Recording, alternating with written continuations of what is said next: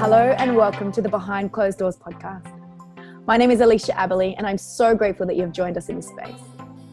Behind Closed Doors is all about the types of conversations that we only usually have with our best friend, our partner, our counselor, our coach.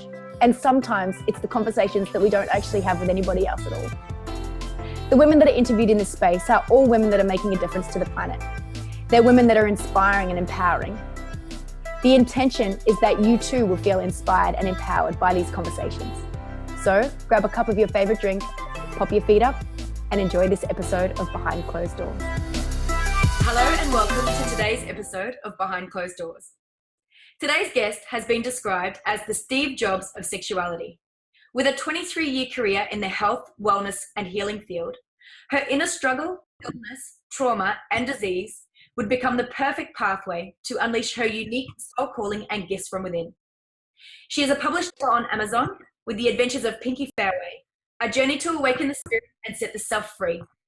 She is a Reiki master, international mind transcendence specialist, a yoga trauma therapist, nutritional health coach, and an international presenter. Hello and welcome, Zoe. Hi, Alicia. Hello, everyone. It's a pleasure to be here. So great to have you join us in this space. We have some pretty amazing topics to cover off today. We are going to dive into silencing our inner bitch, the insight on a scoop from men. We're going to talk about the separation within the feminine, and we're actually going to talk about our feminine word that is highly taboo in our society, and we're going to pull down the barriers on that and have a little bit of an explore around that particular word. So let's start with the inner bitch. We'll start by my trigger. So yeah, let's start with my trigger. So you and I have spoken about this before, and bitch is one word that just doesn't trigger me to have a reaction in the sense of, oh, I don't like that. But it's like in my being, I just get this feeling in my chest that says to me, I really don't like the word. Such an interesting thing how we're all so different. Yes, and it's it's silencing the critic within ourselves, and that can be triggered by a word. And I remember when we were having this conversation, I was saying about the inner bitch. That's when I came out with a word. Let's just dive in deep and let's just go straight there with a word that used to also rub me up the wrong way. So before we go into that word, when you have something come up within you, you need to sit with that. A word that triggers it in me that I find highly patronizing, but I've had to really start to embrace it, is when people call me dear. Really?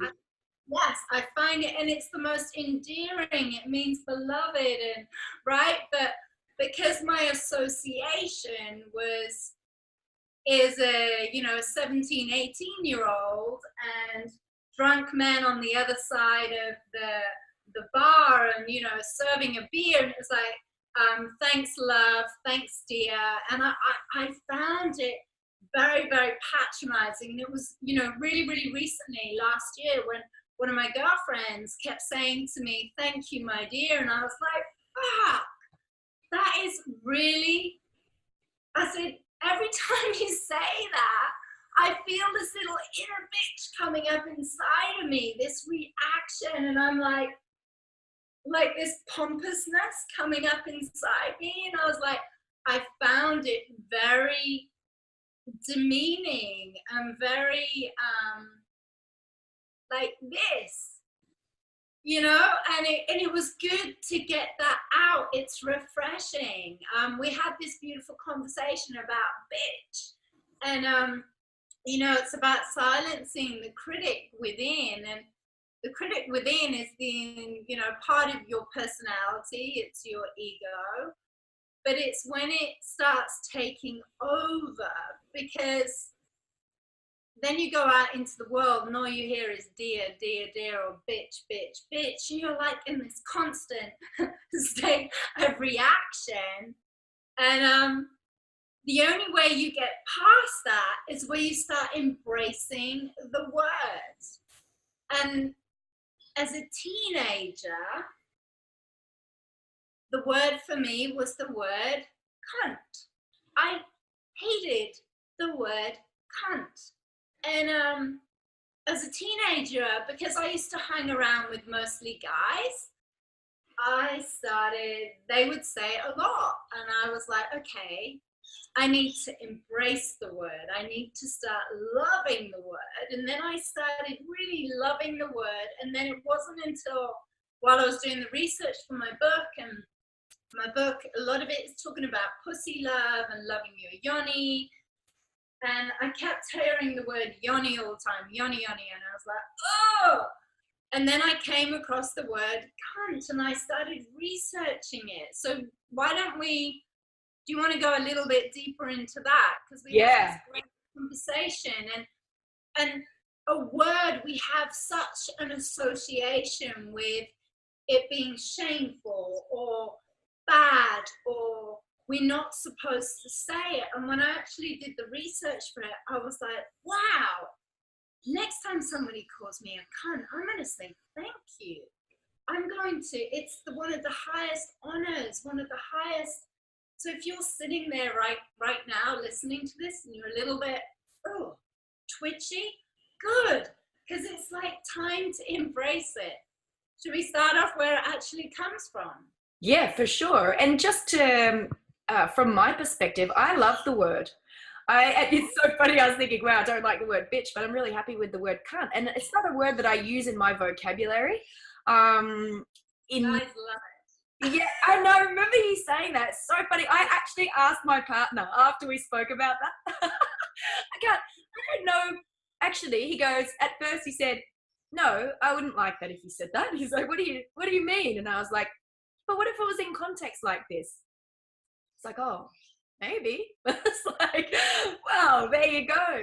For me, I think just the contrast of, the words and the meaning we give to it, and the research that I've done, haven't gone deep into my research, but I was a little bit curious when I was reading the book Pussy, reading Code Red, and really learning about our womb space, and the word kept coming up. It was really intriguing to me to know where it actually comes from. But before that, I had a doula. My partner's sister was a doula, and this was a while back. And whilst I don't use it in my everyday vocabulary, this one time years back, I was talking about somebody and I was like, you effing cunt! Like, and I yelled, and she's just to her. And she said to me, really calmly and politely and beautifully, she's like, I know, it's so funny. And she said to me, wow, she said, I don't ever use that word to describe somebody. She said, as a doula, we look at that part of us as such a sacred part, and the cunt is a sacred part. And so from that day forward, I've never used it in a derogatory term.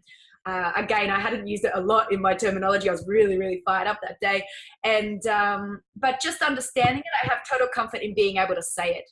Whereas, when I heard the word pussy, I was like, and there's the incredible book called Pussy.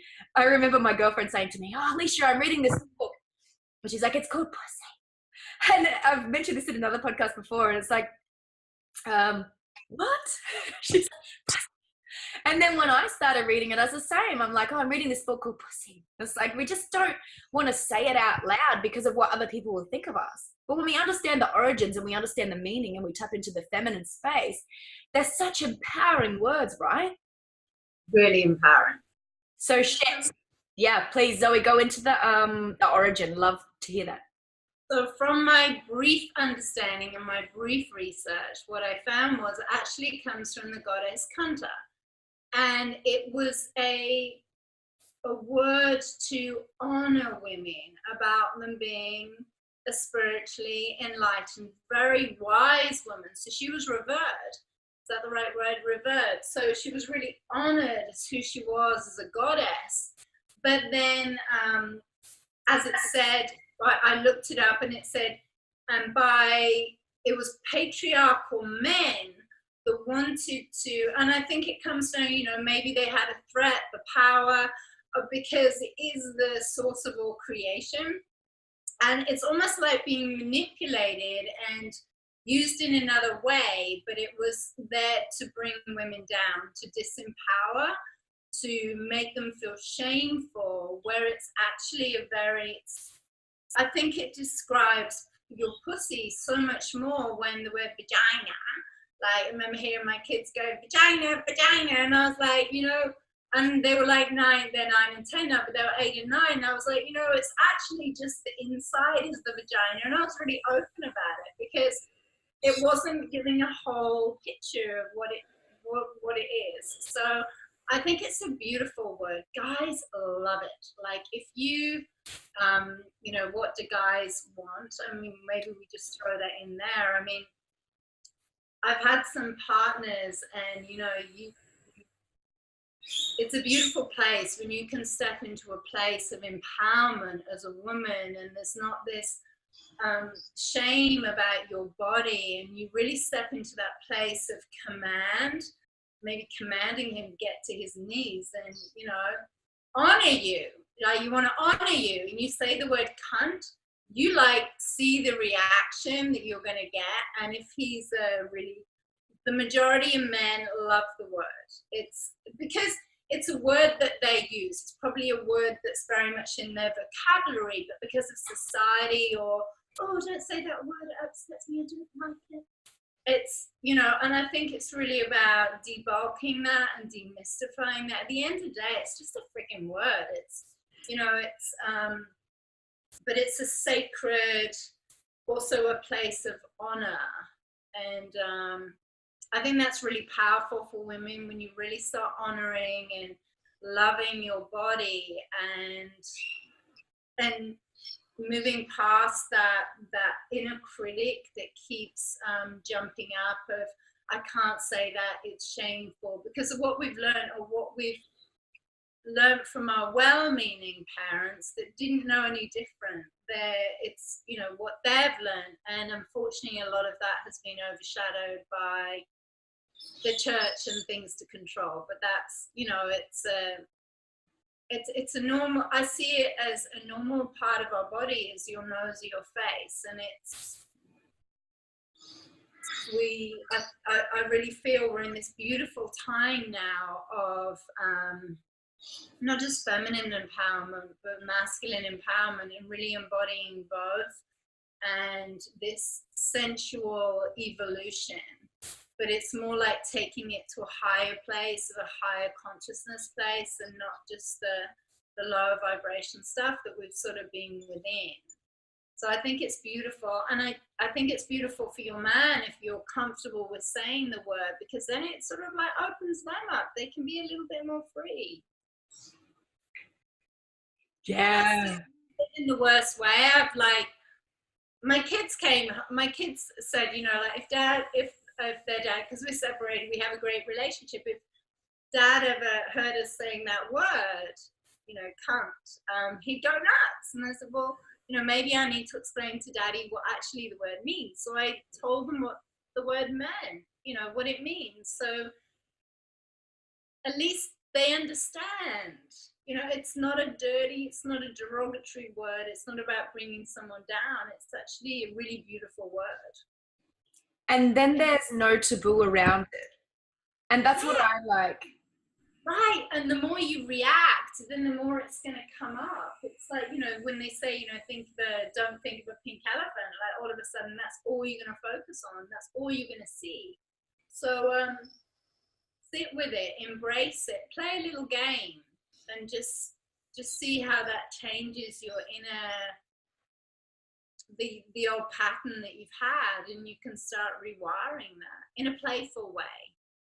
I even remember when my son was little that he asked me, Mum, what's the worst swear word there is? And I remember this is before I'd been diving deep into this womb space work, and before my partner's sister had said what she said to me. And for me, it's like, oh, mate, I can't tell you. Because I thought that if I told him and he used that he would be, which he probably would have been, really reprimanded at school for that. So even in our household back then, without the education that I had around it, it was like, oh no, you can't say that, or I can't tell you. It was probably the only thing I haven't told my son straight up when he asked me. Other conversations are fine.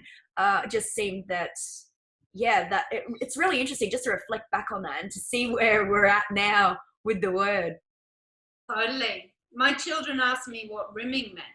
I came out of the shower one day and they would have been like 8 or 9, and I like almost choked. And I was like, and I don't know if it's because I was writing the book, so subconsciously they were picking up I was writing about sexuality, but they hadn't seen any of my work. But on a ESP level, on a subconscious level, I don't know, they'd seen it on a film somewhere, I don't know where. And it was great just to give them a beautiful answer, but really bringing it back to basics, to hygiene, to, yeah, it does feel good. And, I was really informative. But then they got to the end and they were like, so, do you like it? There's some things you don't need to know. No? I was like, okay, that's enough. I think I'm being really open, right? So you have your boundaries, but I think we always need to, especially with children and with ourselves and with one another, especially like as women, keep that door open. So, because you don't know what someone is what is going on inside their mind, that the question that they want to ask, and they feel they're going to be judged. And that's the whole thing about sisterhood, brotherhood. I think guys are a lot more open like this. I don't know, I think women, when they get together, can sometimes go really, really deep, where men always get a bad rap, the locker room chat. But I think women can really go there as well. I think women can get a little bit more dirty than what men can, actually. I think if we can be truthful with ourselves, because we struggle with the truth in all areas of our lives, but if we can pull back those layers and be truthful with ourselves and what we actually want and what we want to try and what we would like to try, then speaking and sharing that with our partner is a really great way for us to be able to step into that. I think it's a beautiful, can we talk about that a little bit? 100%. You talk about whatever you want on this show. I don't know. People will stop listening if if it triggers them too much. Hopefully they get some insight out of this. And, if someone's triggered by this podcast, then so be that. Behind Closed Doors is all about these conversations that we keep hidden because we're too scared to have them. And I think it's really beautiful that we can actually go into this space and pull back these layers. I find it really empowering. With the fantasy, it's really interesting. I really encourage women, if you don't go into your mind and fantasize, and there's nothing wrong with fantasizing about someone other than your partner. I remember asking a few married women about this because I heard a relationship guru guy saying he was coaching men.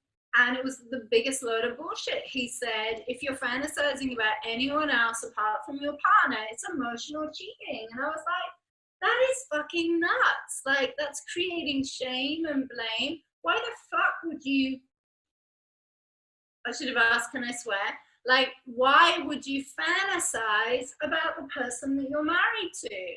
Like, I'm not saying that you don't, but it's like, we need to step out of that. Like, fantasy is such a healthy thing to do. It's when you are sharing it with your partner, or if your partner, and this is a big one, if you choose for your partner to know what your fantasies are, just because you have fantasies, you do not have to share them. But if you choose to share them, it's like laying a table, and you've got a beautiful tablecloth on there, and you bring out these beautiful dishes, and there's different dishes you can taste. Now, when you go and sit at someone's dinner table, you are a guest at their table.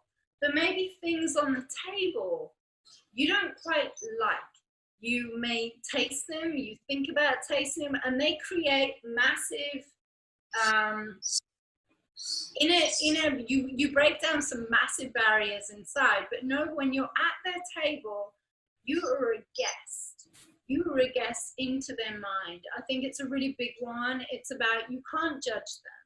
You can't tell them that's wrong, because that is the deepest, they are opening up such a beautiful place. And that goes for you as well, about,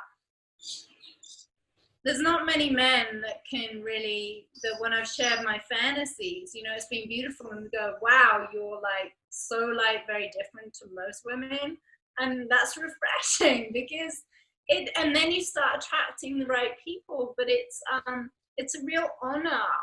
And that's the beautiful thing about fantasy. You don't need to go and do it. I have explored fantasies in my mind with someone on the other side of the world, and it's taken me from 0 to 100, where I felt like in a few seconds I'm having a panic attack, because all of a sudden it's challenging everything that I had learned growing up about what was shameful, what was accepting. And I remember just like crying and releasing, but still feeling held and supported. But I wrote down so many barriers just in that exploration in my mind. Right? I have some takes on this as well for myself. So I would love to bounce this with you. So for me, I feel that if we fantasize about people we know, so I wouldn't really be happy if my partner was fantasizing about my sister. I really couldn't handle that. And growing up, I had a boyfriend when I was in my teens, and like, I have done a lot of work in this space for me, and a lot of clearing, and I'm really happy to share this. I remember I was 16 and I was so in love with this guy, and we'd had our ups and downs, and, you know, in that time frame of that young, beautiful love. And this one night, he wanted me to do a strip show for him. And so finally I plucked up the courage. Like, he'd asked me for a long time, and I plucked up the courage this one night to actually do it. And I remember, you know, I can't even remember the show, but I did this strip show for him, and then we were having sex. And I remember I was underneath in full surrender mode, and he said to me, "I can't do this. I think of other people more than I think of you." And I remember at that point in time, and, you know, he was just where he was at, and he was being truthful, like, speak your truth, right? It shattered me. And it's taken me a lot in my lifetime. That was one example. Another time, the same person, and I still have a beautiful love for this person in my heart. Same person I was giving a head job to, around the same age, and he said to me, I could tell he was thinking about somebody else. And I asked him, and I've taken my hat off him to this day, that he actually answered me truthfully. I said to him, "What are you thinking about?" or "Who are you thinking about?" And he wouldn't answer. And then he turned around to me and he said, "I'm actually thinking about such and such." And it was a girl we both knew, and she was a fantasy girl of his, and we went to the same school, and it just shattered me. I know there have been struggles going into adulthood with those things that had happened. So I agree with fantasies. For me, there's a fine line with who you're fantasizing about, and whether it's somebody without a face, perfect, or if it's about a threesome or a tensome or whatever the heck you want to have, or if it's about dominatrix or anything, I'm so cool with that. That's perfect. I have my own fantasies. I choose to keep them as fantasies because I've actually explored them before, and they backfired in my face, and I lost a really good friend because of that. So I choose to, in my mind, they're fantasies. But yeah, there's that fine line. How about you? How do you feel about that, Zoe? I think you've raised a brilliant point there. I think it's, you know, when you're with someone in an intimate space and you're present with them, because this is about moving into presence and full ownership. There is a line. If I was with someone and they were fantasizing about someone that we both knew, it would break my whole trust. And it's not about that. It's not about, if you start having an attachment of it being with a specific person, then you need to look at that. Well, because you're not totally with that person. I don't think you should be fantasized, you know, and it's each to their own, but I wouldn't want to be in an intimate space where I'm in that and I'm surrendering and I'm opening and I'm fully allowing that person. I want them to be adoring me and I adoring them. And I think, and then if that's something you want to invite people into, I'm a big believer of, well, you know, and there's a lot of things I still haven't gone there. I've explored in my mind, and I still get that you still need that strong core foundation. You need that trust.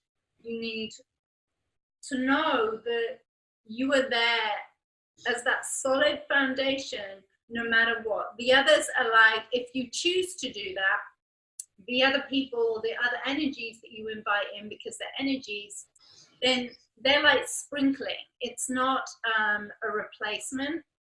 And for me, I still have, there's things I explore in my mind that are so off the charts. I would rather keep them in my mind, because when you're going into, we're both energy workers. So transference of energies, transference of, this is another one, sexually transmitted demons. Like for me, far more scary than STDs. That takes a lot of clearing. If you've got someone that is penetrating, you're going to take on a part, an aspect of that energy. You really need to look at, well, where are you at? And it's each to their own. I've interviewed people that do it a lot, but I'd rather have a fantasy in my mind, because you do it for your sexual arousal. If we were to fantasize and not just randomly, then, or just allow our body to do what it needs, then women would get more turned on. But then the ability to get turned on, the ability to produce more sexual fluid, and I'm going to throw in this golden nugget, is actually related to when you can learn how to focus and concentrate your mind, you start pumping out more juice. Men start pumping out more semen. You get more sexual fluid, and it's related to the ability to concentrate. So that's taking things to a higher level, out of the base, quick wank, quick get off. It's taking it on a higher level, and that's where we need to go. So Zoe, I could keep talking to you for hours, and I don't even think we've touched on like all of the topics that we were going to touch on today, and that's perfectly okay. I know that we need to wrap up though. So what is one piece of advice, or what is the one thing that stands out for you most to share with our listeners? Keep coming. Pun not intended. Keep bringing it back to you.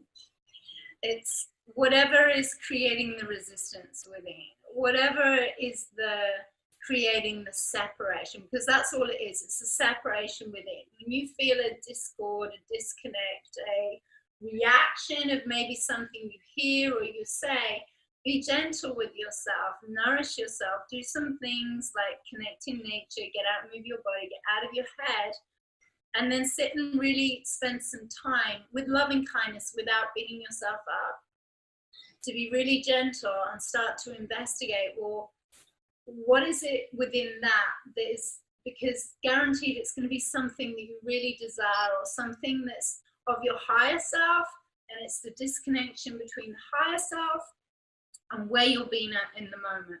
So it's always, no matter what, it's disconnection from who you're being in that moment, which is perfect for what you need to learn, to then your higher vibration self, which is no better, but it's your fullness, your completeness of who you came here to be. And then it's about doing the things to nourish your soul, to fill up, to then bring you from here to who you want to be, because that's who you are and all your wholeness. And that's the beautiful thing about life. It's a beautiful reflection, a mirror. So keep coming back to you and know that you're beautiful.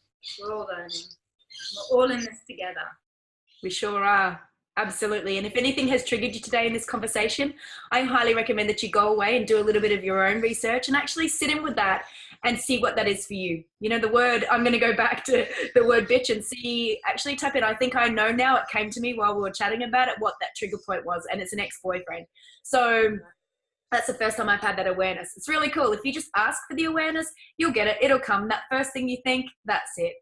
Zoe, thank you so much for being with us today and for sharing in this space. I really appreciate you opening up with us to such deep levels. And I really look forward to chatting with you more in this space. To each and every single one of you that have tuned in as well, thank you so much. And I look forward to seeing you on next week's episode. Till then.